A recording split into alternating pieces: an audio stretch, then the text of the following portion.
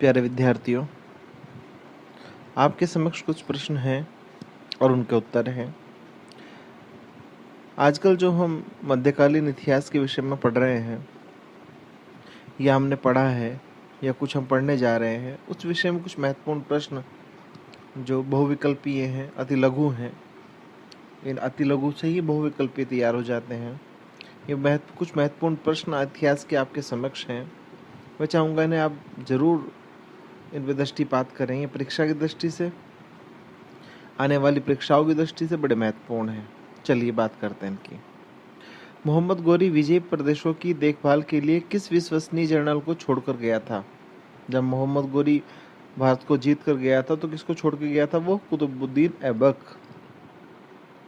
Next, Bharat में मुस्लिम शासन की नींव किसने डाली?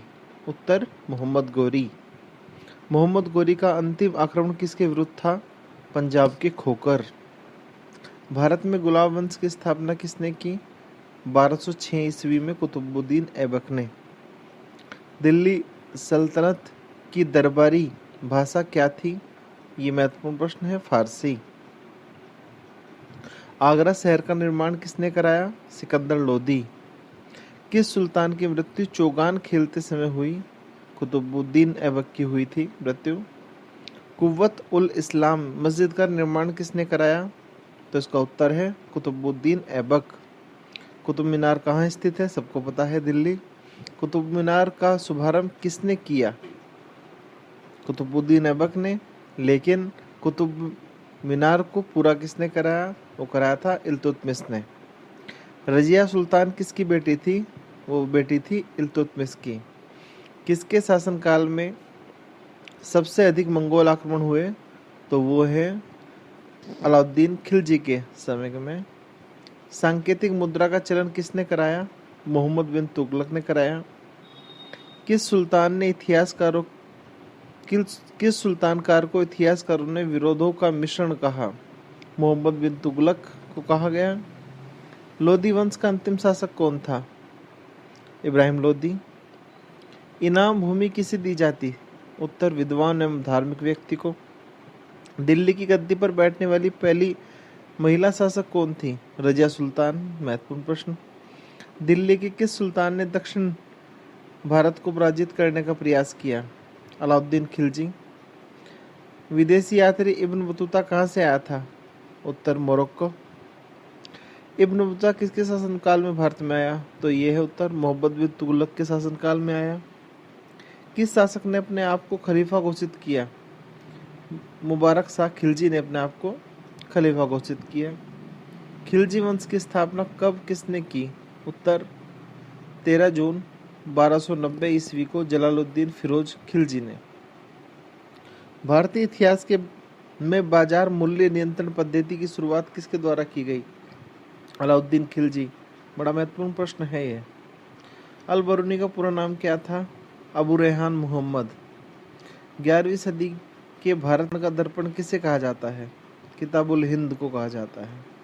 दिल्ली सल्तनत के किस शासक ने स्थायी सेना बनाई? अलाउद्दीन खिलजी ने बनाई। गुल उखी के उपनाम से कौन शासक कविताएं लिखता था? तो सिकंदर लोदी लिखता था। अलाई दरवाजा किसका मुख्य द्वार है कुतुब मीनार का? जलालुद्दीन खिलजी की हत्या किसने की? अलाउद्दीन खिलजी ने। अलाउद्दीन खिलजी के आक्रमण के समय देवगिरी का शासक कौन था? तो शासक थे रामचंद्र देव। सल्तनत काल में भू राजस्व का सर्वोच्च ग्रामीण अधिकारी कौन था? मलिक। तैमूर लंग, लंग लिखा है, लंग होता है। तैमूर लंग ने भारत पर आक्रमण कब किया? सन 1398 में। किस सुल्तान के दरबार में सबसे अधिक गुलाम थे? तो बलबन के। किस सुल्तान ने बेरोजगारों को रोजगार दिया? फिरोज शाह तुगलक ने। किस शासक को भारत के इतिहास में बुद्धिमान पागल शासक कहा जाता है? मतलब बुद्धिमान भी लेकिन पागल भी। तो मोहम्मद बिन तुगलक को कहा जाता है। कौन सा शासक अपनी राजधानी दिल्ली से दौलताबाद ले गया था? मोहम्मद बिन तुगलक ले गया था। तुगलकनामा की रचना किसने की? अमीर खुसरो ने। अमीर खुसरो ने किस भाषा के विकास में अग्रणी भूमिका निभाई? तो खड़ी बोली, जिसे हम बोलते हैं क्षेत्र में हमारे बोला जाता है। भारत में पोलो खेल का शुभारंभ किसके समय में हुआ? तुर्कों के समय। कौन सा शासक दान दक्षिणा में अधिक विश्वास रखता था तथा उसने दीवान खैरात नामक विभाग की स्थापना की? फिरोज शाह तुगलक। किस संगीत यंत्र को हिंदू मुस्लिम गान का सर्वश्रेष्ठ गान यंत्र माना गया है? सितार को।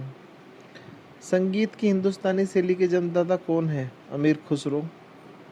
संगीत की कव्वाली शैली के जन्मदाता कौन है? अमीर खुसरो। अनुकूल परिस्थितियों के होने पर भी गुलाम वंश के शासक अपने साम्राज्य का विस्तार क्यों नहीं कर पाए? मंगोल आक्रमणों का भय होने के कारण। ये बड़ा महत्वपूर्ण है प्रश्न। गुलाम वंश आपका भी चल रहा है। किस शासक को द्वितीय सिकंदर अथवा सिकंदर सानी कहा जाता है? अलाउद्दीन खिलजी को। सिक्कों पर खलीफा का नायब किस सुल्तान को माना गया है? फिरोज शाह तुगलक। 2.5 दिन का झोपड़ा नामक मस्जिद किस शासक ने बनवाई? कुतुबुद्दीन ऐबक। दिल्ली सल्तनत का प्रथम वैधानिक सुल्तान था इल्तुतमिश। दिल्ली के सुल्तानों में किसे लाख बख्श के रूप में जाना जाता है? कुतुबुद्दीन ऐबक को। कुतुबुद्दीन ऐबक की राजधानी कौन सी थी? लाहौर। इल्तुतमिश गद्दी पर बैठा 1211 ईस्वी में। कौन से सुल्तान के कोई सिक्के प्राप्त नहीं हुए? कुतुबुद्दीन ऐबक के। इल्तुतमिश गद्दी पर बैठने से पहले कहाँ का सूबेदार था? तो वह बदायूं का सूबेदार था। और महत्वपूर्ण यह है कि दिल्ली सुल्तानों का कालक्रम क्या था?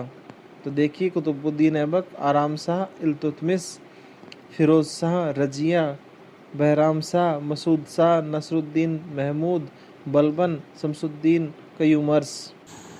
बलबन और क्यूमर्स के बीच में एक शासक हुआ जिसका नाम था कैकुबाद, किंतु वह लकवा मार जाने के कारण अधिक दिनों तक शासन नहीं कर सका, तो इसको भी ध्यान रखेंगे।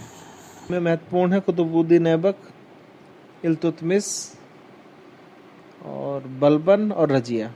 इन 4 महत्वपूर्ण हैं। तो ये प्रश्न आप सभी ध्यान से पढ़ेंगे। ये सभी महत्वपूर्ण है परीक्षा की दृष्टि से। आप सभी का दिन शुभ हो।